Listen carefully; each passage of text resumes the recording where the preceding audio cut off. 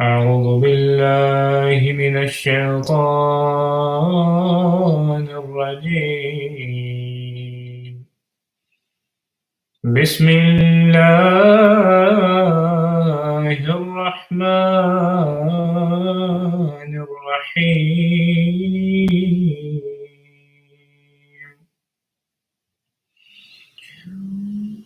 وجزاء سيئة سيئة مثلها فمن عفا وصلح فأجره على الله إنه لا يحب الظالمين.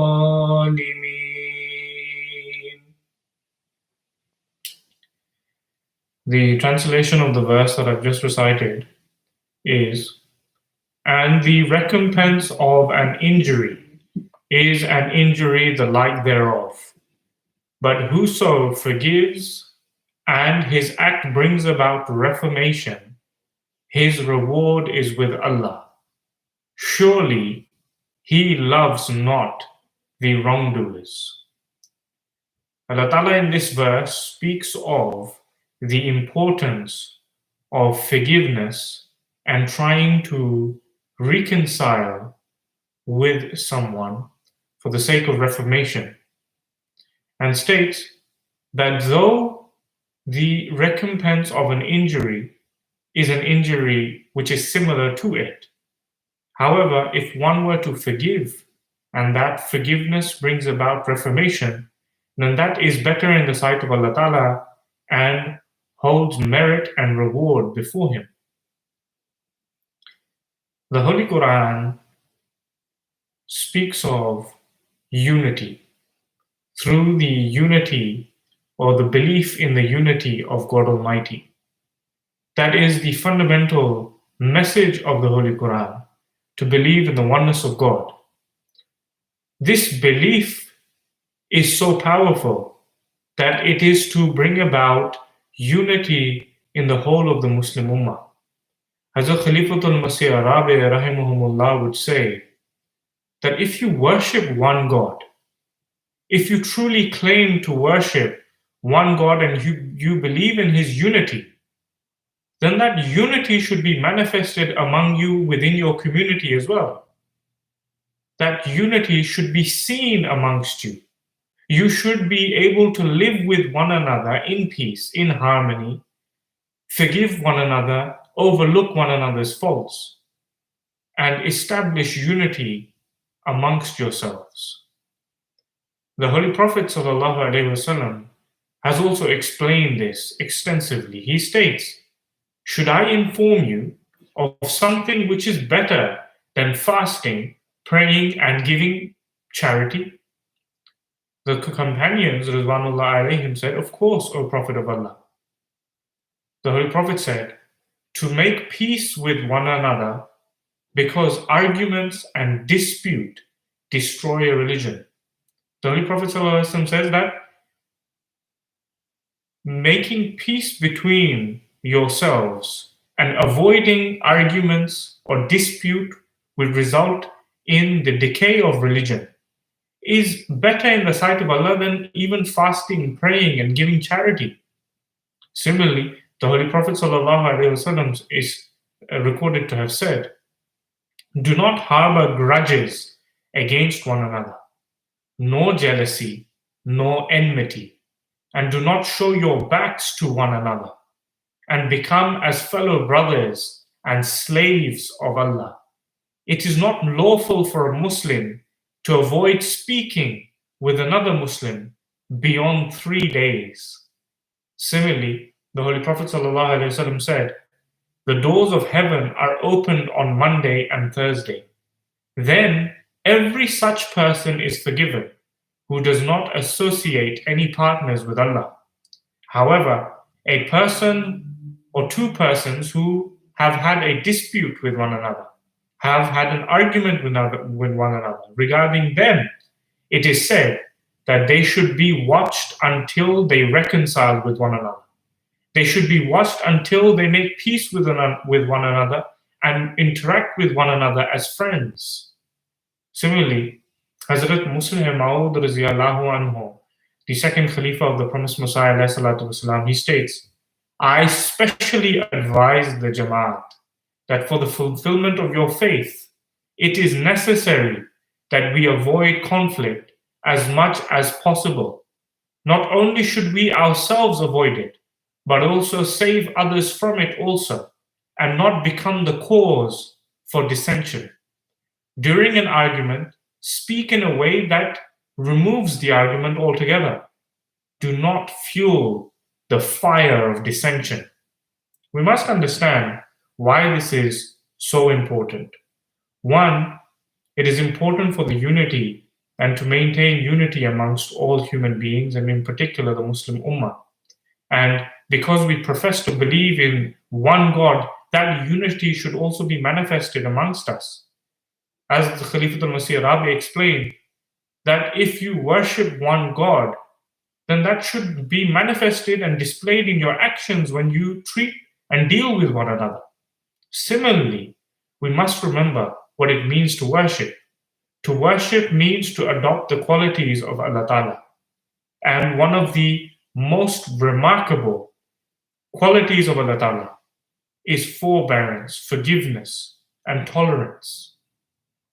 From the beginning of our lives till whatever age we are now, none of us can claim that we have had a perfect track record, that we haven't committed mistakes, that we are not answerable before Allah Ta'ala. But throughout our lives, Allah Ta'ala has always covered our faults and continued to forgive and overlook them.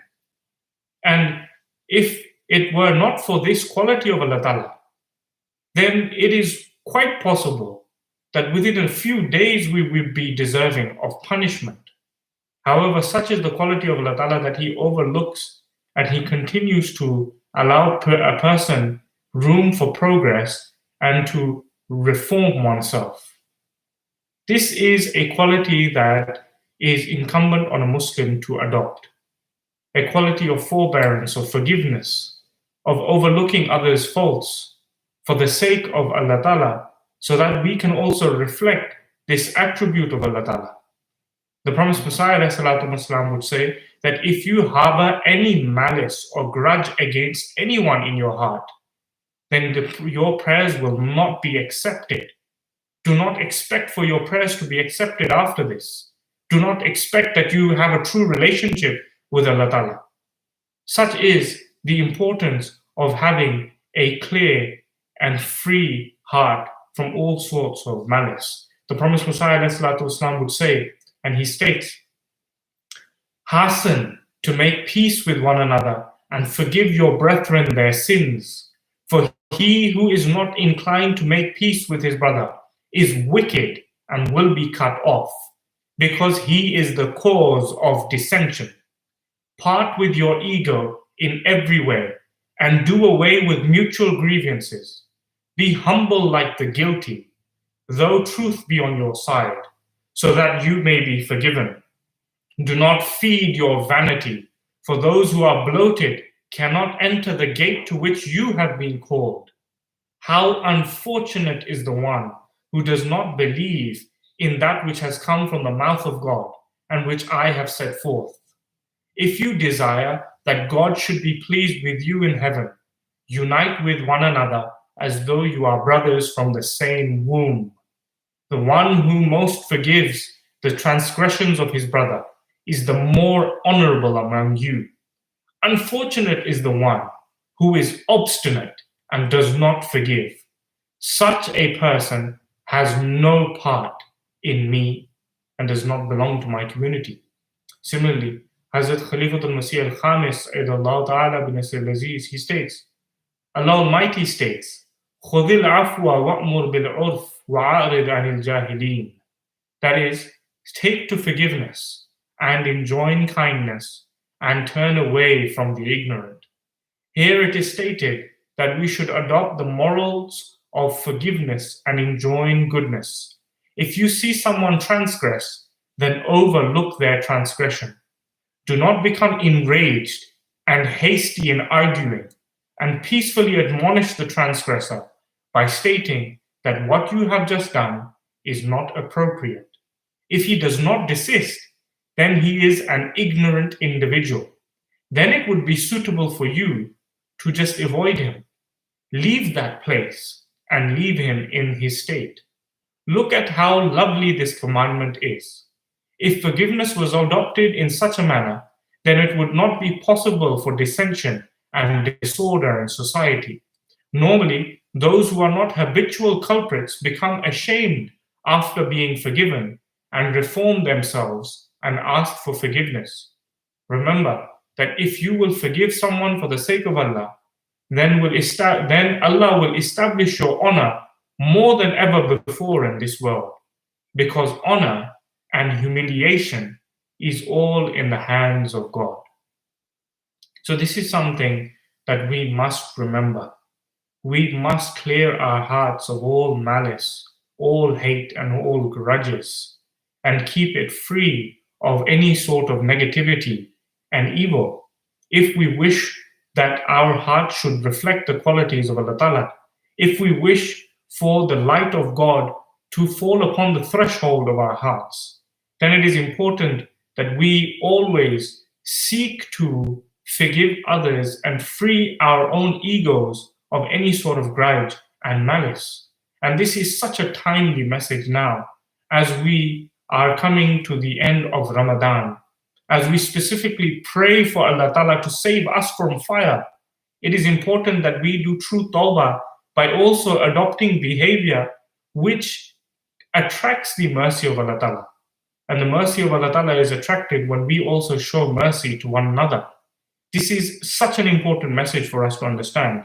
And this applies for all relationships, be it our relationships with our parents or parents with their children, be it relationships with brothers and sisters, husband and wife, brothers or sisters who are not related either, and more specifically, we who claim to be the members of the Jamaat of the promised Messiah, who claim that we have once again revived faith in Allah Ta'ala, we have brought it back to this earth, then it is important that if we claim to believe in and worship one God, then that unity should be manifested among us as well, and we should not have any grievances or grudges against one another, for through this we are able to establish peace and also enable progress. May Allah Ta'ala enable us to understand this,